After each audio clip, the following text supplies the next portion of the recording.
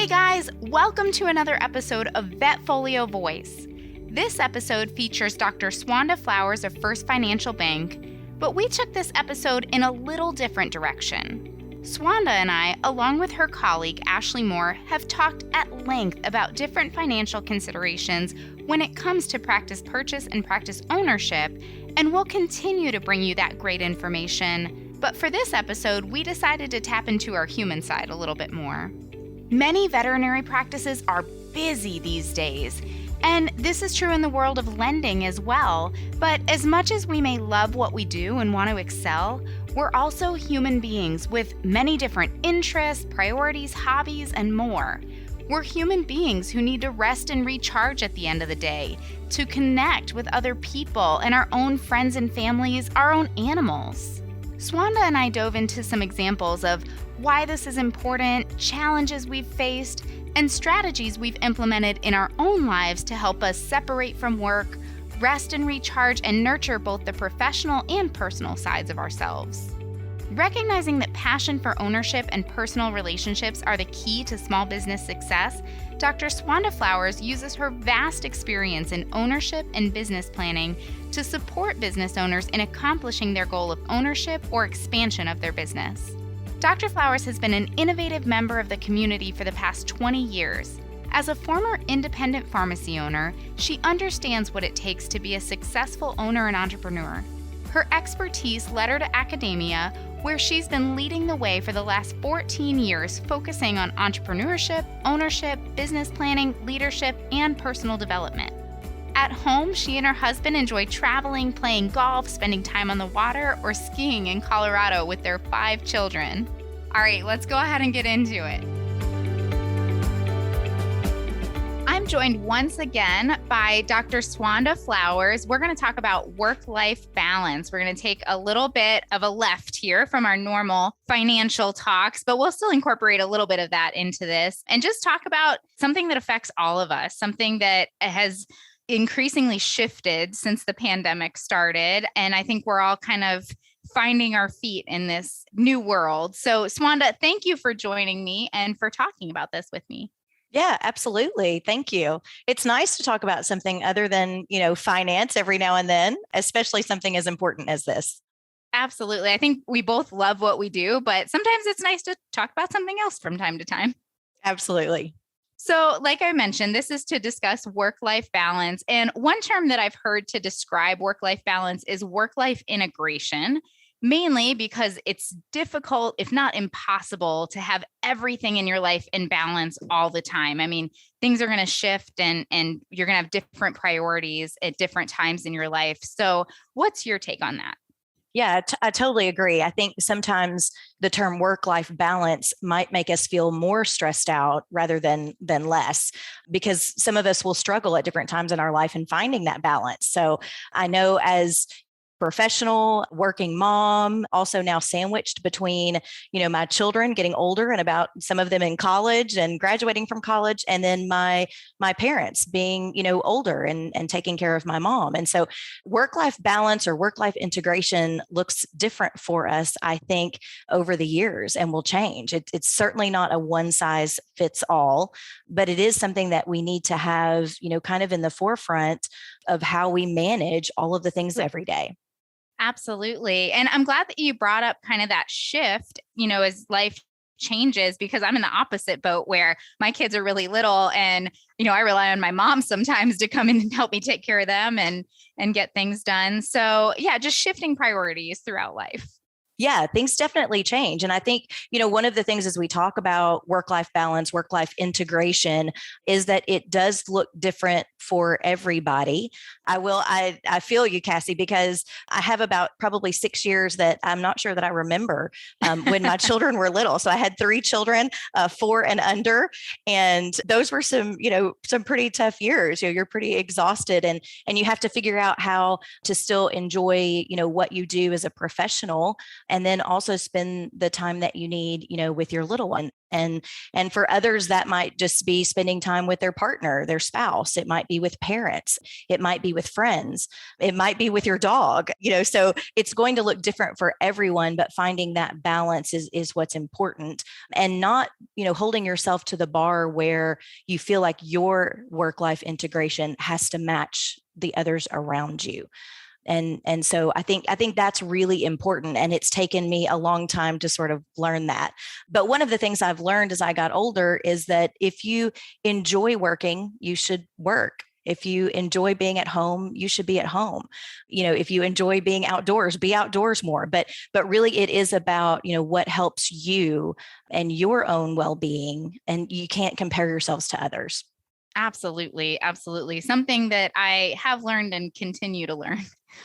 I love that you brought up that it kind of looks different to everyone, because it is different for everyone. It's not specific to one role, to one gender. Of course, we're talking about veterinary medicine here, but also not specific to this profession, kind of across the board here. But like I said, we are talking about veterinary medicine, which is a female-dominated field, and that may kind of affect how work-life balance looks throughout the field. Do you have any thoughts on how kind of the shift in demographics in veterinary medicine might affect our perception of work-life balance? Yeah, absolutely. I think that, if we think back 30 years ago, many fields were predominantly male dominated professions. And it's very different now than it used to be. I know that's the same in many healthcare professions, including veterinary medicine.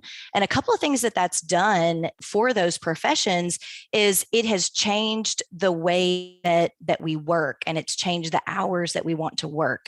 We have more part-time professionals out in the field. And in veterinary medicine, that's been more difficult because there is a shortage of veterinarians. And so with more women in the field and maybe wanting to work less hours to have more, work-life integration with family or friends, that can also be another problem because, they are mothers in addition to being a veterinarian. And often we're pulled in directions, and there can be a lot of guilt associated with the fact that either we want to be at home or we want to be at work more. Both, tend to be judged by others. And so I think with this female-dominated field, that's something that we need to think about, because if there is a shortage, if we're wanting to work less, that will add a lot more stress to our lives if we're not able to take that time off that we want.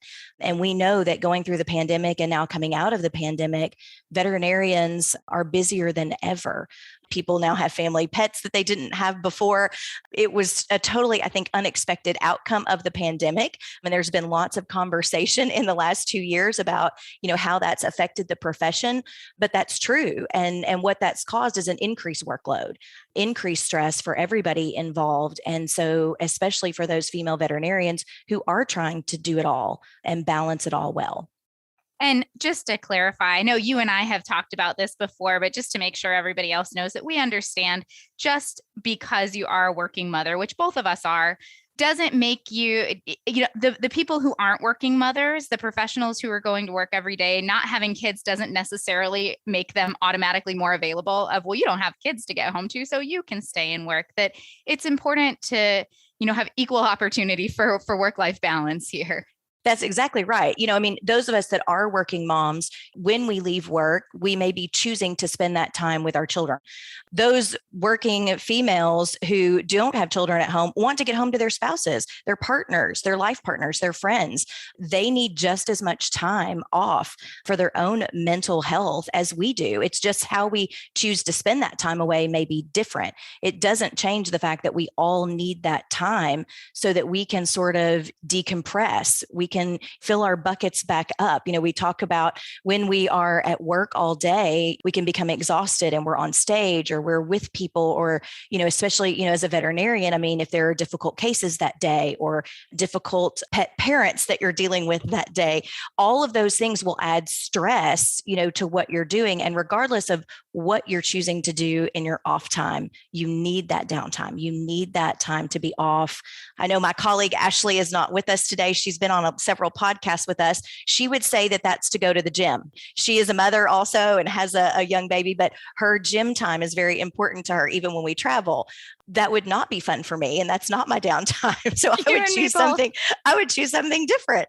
I would want to sit outside by the pool, maybe with a beverage, but that downtime can look different to everybody. But it is so important that we respect that, because we're going to come back to work and do a much better job than if we are burnout and we don't have that time.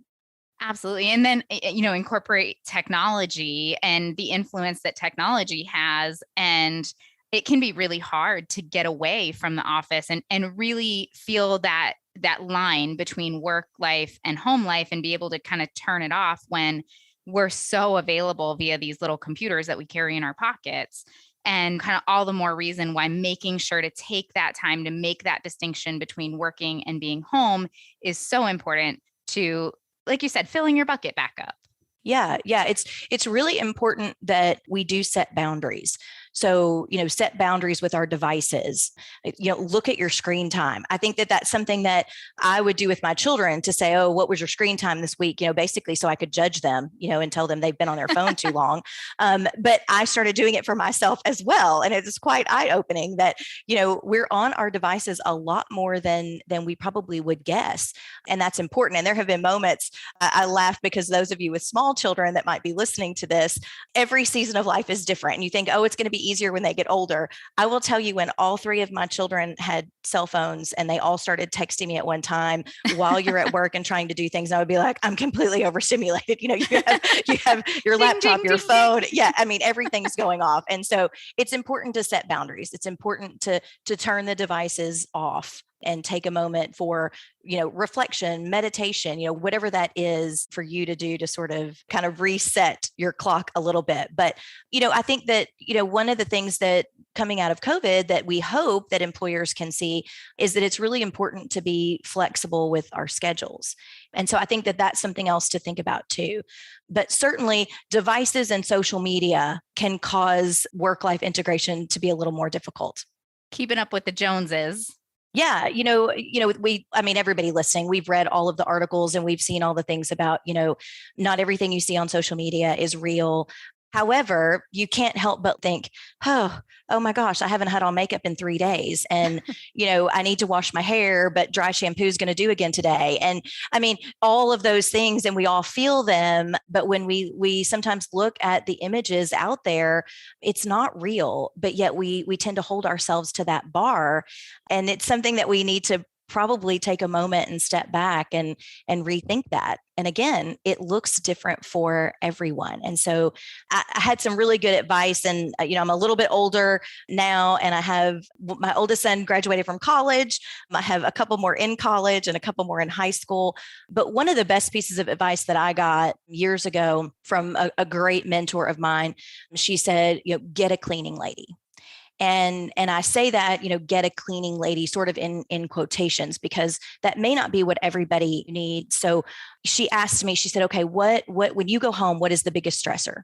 And for me, it was just, I feel like my house is a wreck. And before I can relax after work, I feel like I need to pick everything up. That was, I was putting that on myself. It was not an expectation anyone else had for me, but I had that for myself.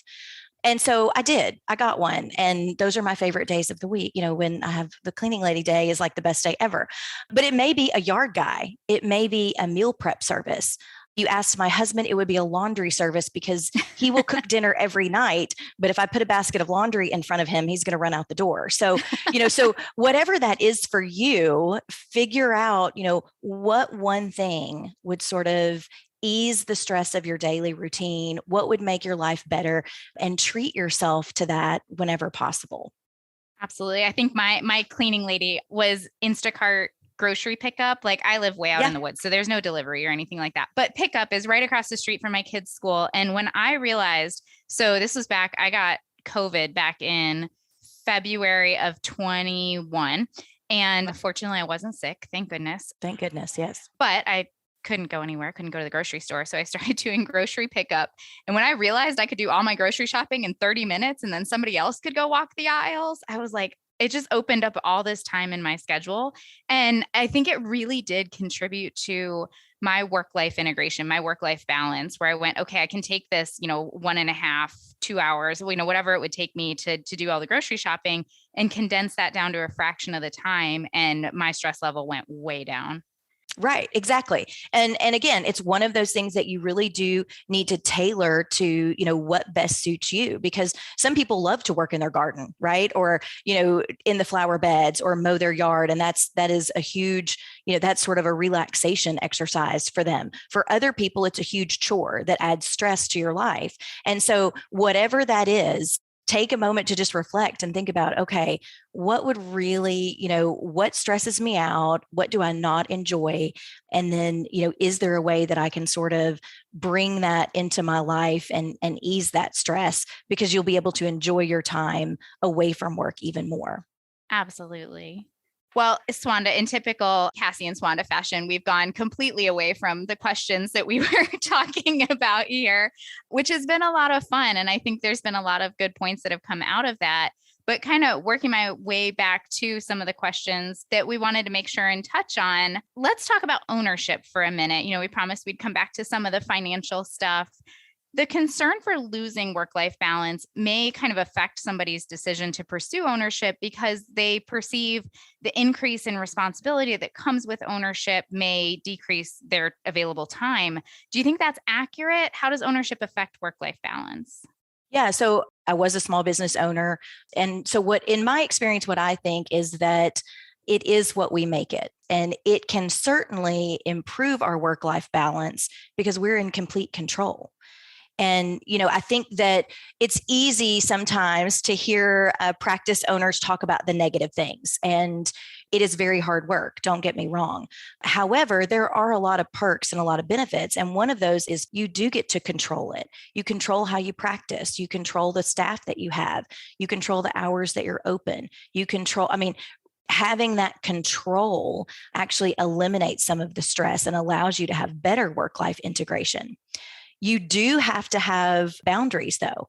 And I think with owning a business, sometimes that's the most difficult thing. If you don't set boundaries, it can easily creep. We can have, this creep into our lives. And so setting those boundaries is very important. But again, ownership not only frees up some time because it allows us to control our schedule, but in addition to that, one of the most stressful things in people's lives are finances. And, when we talk about ownership, I talk to a lot of associate veterinarians, and they're just, a little bit overwhelmed sometimes by the price tag of a practice, or, can I really afford to do this? Or how does this really work? And when you have a good lender, it'll say, yes, the cash flow is there. This really does work. One of the things it does is allow you to sometimes double or triple your associate veterinarian salary. So what you're bringing home as an owner then allows you that financial freedom to maybe have a cleaning lady, or, to have food delivery, or, whatever that is that might, also improve your work-life integration. And so there are a lot of great benefits to ownership. And one of those is financial freedom. And, those associate vets that are practicing in different environments know that that's a really precious commodity that many of them don't have. Yes, I could not agree more. Sometimes, like you said, sometimes it does come at a price, that sometimes it comes with some increased responsibilities, but in general, the freedom that comes with it, if you do, like you said, and you set boundaries and stick to them, do as I say, not as I do, and then it can really make a big difference. Yeah. And that's a great point, Cassie, when you said, do as I say, not as I do. But as an owner, you also, have the ability to set an example for all of your staff. And it's important that your staff sees you take care of yourself, sees you take a break. And I have worked in environments before where I felt like my boss worked 24/7. And that was an expectation then that I assumed was also expected of me. and not fair. And it probably wasn't expected of me, but that is the way your staff will feel. And so, as an owner, you also have the ability to set a great example for those that are working with you, because you can figure out how to manage energy levels, identify when people need a break, provide some benefits to your staff or flexibility that they might not have in other environments. And one of the things that will do is that will make them more efficient. They'll be more productive. They will stay longer. And we know that retaining staff right now is, very, very important in the way that we can practice and see patients and really keep up with the workflow that we're expected to keep up with right now in veterinary medicine.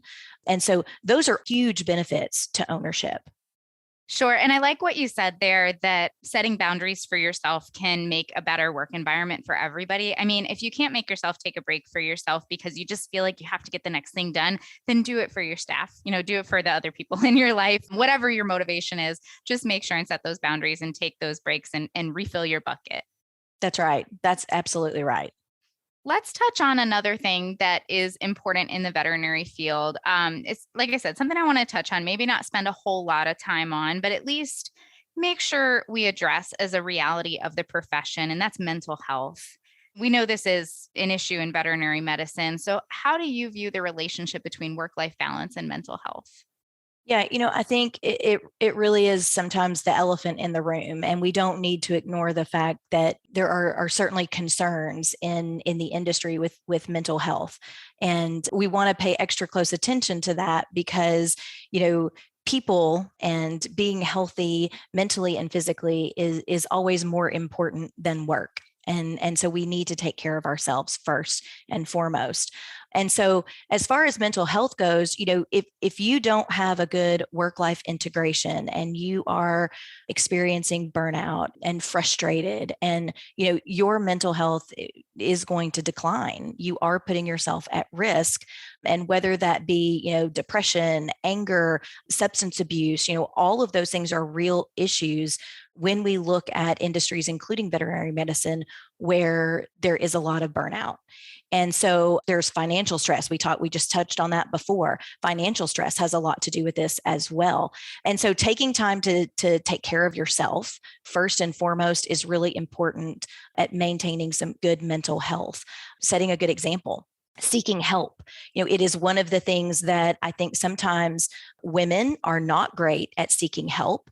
And then also very type A, high performing, successful professionals, regardless whether that's, men or women, have trouble seeking help. They feel like we can do this all on our own, or we should be able to take this.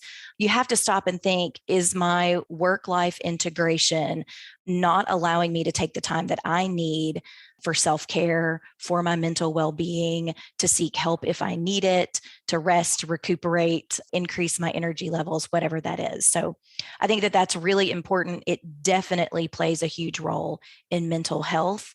And that's even more important, for us to think about setting boundaries and sticking to those things too. It's great to set boundaries, but it doesn't do a lot of good if we don't stick to those boundaries. And so I think that that's very important as well. Absolutely. And I want to just tell you a quick story real quick. I don't mean to keep telling stories, but just as an example of something I experienced lately, when you say it's hard for women and type A high performing professionals in general to ask for help, it can be more subtle and more sneaky than you think sometimes. And this was just a couple of weeks ago. We're going through this transition with my kids of preschool to kindergarten, and there's like hoops to jump through. And can we get both kids to the same school? And I was hitting a lot of brick walls, not getting the answers that I needed to get this figured out. And I was talking to my husband, and he said, well, I would talk to, these people. And I said, you know what, it's really, I'm losing my mind over this. This is really difficult. And he said, do you want me to do it? And I said, yeah, I do. I want you to do it. And so he took over, and he's doing a great job. But I was so frustrated after I asked him to take over. And I came in and I was like, gosh, he just I can't believe he had to take over and do this. And I couldn't understand why I couldn't do it. It was one of those of course I can do it. I can take on anything. I can get whatever done. And it was one of my colleagues that said, no, you can't do everything. You have strengths and weaknesses. So does he. And it's okay to have to hand things off from time to time. So, that was no huge mental health crisis or anything like that, but it was a really needless frustration and something that I didn't recognize as me not being willing to ask for help. Because I did get so frustrated when I finally did ask for help, I felt like I failed. And so taking that mental reset and saying, no, just because you ask for help doesn't mean you failed. It takes all different forms that are kind of sneaky and subtle sometimes. Yeah, I totally agree. And I think, probably something that was impacting that situation for you is, what we call decision fatigue.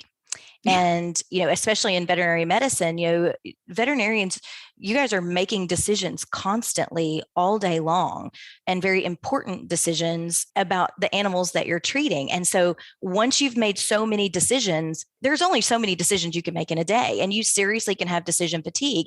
And I know I've had a situation before where, my husband will call at the end of the day and say, well, what's for dinner? I'm like, and I almost want to strangle him, because I'm like, I have no idea. I've made so many decisions today. I can't make one more decision. And it's okay to say, you know what? I can't make that decision tonight. So, someone else can pick. But that's really hard for us to do. It's hard for us to let go of that control. But it's important to recognize when we're doing that and allow someone else to step in and help us with those things. Yes. And allowing somebody to step in can be something very simple. It doesn't have to be, a pull out all the stops kind of situation. It can be something, like you said, as simple as, can you choose what we're having for dinner tonight? I can't do it. Right. So let's talk about what it does mean to pursue self-care. We talked a little bit about boundaries, about limiting technology. But aside from those things, kind of like we talked about, that asking for help doesn't have to look like this full stop and this big deal. It can be just small things. That's similar when it comes to self-care. It doesn't mean you have to book yourself a week-long yoga retreat. These can be much more simple things to do throughout your day. So can you expand on that a little bit? Yeah, I think that it probably goes back to, what we were talking about before with, you need to take time and stop and think about what does this look like for me? Because like you said, a week-long yoga retreat may be great for others. That's not necessarily self-care, or that's not reasonable in their schedule to even think about. And so I think that it's very important that you individualize self-care. And self-care is going to look different for everyone. And so whether that's just a few minutes to recharge, I will say too, one of the things that I've struggled with over the years is taking a nap. Not a big napper. On the weekends, my husband would be like, take a nap. Like, you've been going all week, or take a nap. I'm just thinking, there's no way I can take a nap. There's so much to get done. But it might be taking a Sunday afternoon nap. I mean, going for a walk, being outdoors. One of the things I think that, especially as a veterinarian, inside all day, often not a lot of windows, in the exam rooms or in the surgery suite. And so taking some time to be outside, some fresh air, get some sunshine. I mean, do those things, change up that schedule, take a walk, exercise. One of the most important things to consider with self-care, though, is that we choose things that are healthy. And as much as I like my glass of red wine in the evening, that shouldn't be how I really choose self-care. And so we want to choose healthy options for self-care, and then options that are doable. So self-care is not, I have a vacation planned next year. That's great. And that will probably improve your well-being when that happens. But until next year, how are you taking care of yourself day in and day out? And a lot of that is making time for it and putting that in your schedule. And, I know there were times, practicing in pharmacy and when I owned my store, that I would think, okay, it's 4:00 and I don't even think I've been to the bathroom today. I didn't eat lunch today. Little things like that of take a break, be sure that you're eating, be sure that you have time to just reflect and take a breath. Those things are just as much self-care as, a week-long vacation on the beach. As nice as a week-long vacation on the beach is. But yes, those are such, individual moments, we need to really be having this self-care every day. Like you said, make sure you're eating lunch, make sure you're eating dinner, make sure you're getting enough sleep, drink water, call your friend on the phone, whatever it is to decompress. It doesn't have to be this big grand thing that you That's have right. planned, although those big grand things are nice. They are. And I think, being intentional about this is what I'm going to do today, or every day this week, or 3 days a week, I do this, but being very intentional and planning that into your schedule will really help take care of yourself. Absolutely. Absolutely. I love that you brought up being intentional. That's something that I've really been working on, is being intentional. I used to write these like 2-page long to-do lists, and then I wouldn't get through them all by the end of the day. And I would just feel like a failure. I'm like, well, today was a wash. Like I got nothing done, when really just my to-do list was completely unrealistic. So I've gone to choosing 3 to 5 things where I say, if these are the only things I get done today can still be a success. If I get more done, fantastic. But these are the 3 to 5 things that will make my day a success. And if the other things don't get done on the rest of my 2-page to-do list, the world will not come to an end. It just won't. So let me make these my focus. And it's really given me a lot of energy, where I don't feel bogged down. I feel like I can do this. I can do this. I can keep going. This is what I have to focus on, and be really intentional with my time, not so scattered. Yeah, I think that that's great. One of the decisions that I made a couple of years ago, an intentional decision, was to have a separate work phone and personal phone. Mm-hmm. And now, of course, I usually do have both of them with me. They're within my reach probably most of the time. People say, why in the world would you do that? I can't believe you want to keep up with 2 phones. And for me, though, it was a very intentional decision to say, okay, I'm going to, and I don't have small children. They are older, and I know when they're driving, and I have all the Life 360 and the things on the kids, but I can put that away for a moment and really focus on work during the day. And then when the workday is over, I can shut my computer, I can put my work phone down, and I'm not going to be tempted when I'm spending time with loved ones to check email on my phone. We talked about technology and how we're always available, and that may not be possible for everyone, but that was something that I made an intentional decision to do, to try to help separate that work and home life, especially now that many of us are working at home, working remote, which I do enjoy. And I think it's a wonderful thing. It sometimes makes that harder to draw a line between this is when I need to be working and this is when I need to not be working, and turn that off and not work more hours than is healthy for us. So I do think making those intentional decisions is very important. I will say my tip for those of you that make lists and feel sort of deflated at the end of the day because not enough things have been checked off, is that you write down something you already did that day. I made up my bed. I did put in a load of laundry. So you can check off things you've already done, and it makes you feel a lot better about what you've accomplished that day. Advice. Yeah. So see, it just, it's all in the way you look at it. So you already did those things, write them down and give yourself credit. I think that that's important. And, as we talk about this, and, we talked about seeking help and that it's okay to ask help. In one of the areas that, is important to ask help, it is in our professional lives. And so one of the things that veterinarians can do, if you're considering ownership or if you already own, is to have a really good team around you, even outside of the practice. I mean, obviously you want to have a great staff, but outside of the practice, have a great CPA, have a good attorney, a lender, those people that that you can count on for advice, who are going to help you and do the things that, they need to do to make whatever that is easier. And so that's really important too, as far as setting yourself up for success and not feeling like the weight of everything is on your shoulders. Yes, the weight of everything is not on your shoulders. It feels that way sometimes, but for the most part, it's not, and it's okay to let some of that stuff go. It absolutely is. It absolutely is. And I will tell you, one of my self-care strategies right now is my husband is a little bit closer to retirement. And so our self-care is daydreaming about being in our RV just headed across the country. So that is the plan. So I mean, I think also planning for the future and seeing the light at the end of the tunnel. And I think those things are also, great for mental health and self-care. Absolutely. Well, Schwanda, it's always great to talk to you. You always have just such good, down to earth, practical advice. And like I said, you're so fun to talk to. It's so inspirational. I just want to say a big thank you for coming on this podcast with me today. Oh, it was a pleasure. Thank you so much for having me. Any final thoughts you want to share with us? I think just for all of us to take a moment and stop and think about what's important and take care of ourselves and is really important. And we're going to be better mothers, better veterinarians, better professionals, better spouses or partners. We'll stop for just a minute and take care of ourselves. Absolutely. Well, thanks again. Thank you. I hope you guys enjoyed that episode. Schwanda and I had a great time recording it and reflecting on the impact of some of these messages on our own lives. I want to say a huge thank you to Dr. Schwanda Flowers for joining me. It's always so much fun, and I always learn so much from you.